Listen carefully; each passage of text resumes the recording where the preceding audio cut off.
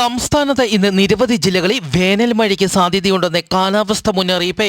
ഇന്ന് പത്തനംതിട്ട, ഇടുക്കി, എറണാകുളം, തൃശൂർ, പാലക്കാട്, മലപ്പുറം, കോഴിക്കോട്, വയനാട് ജില്ലകളിലും നാളെ തിരുവനന്തപുരം, പത്തനംതിട്ട, ഇടുക്കി, എറണാകുളം, തൃശൂർ ജില്ലകളിലും കാലാവസ്ഥാ വകുപ്പ് യെല്ലോ അലർട്ട് പ്രഖ്യാപിച്ചു.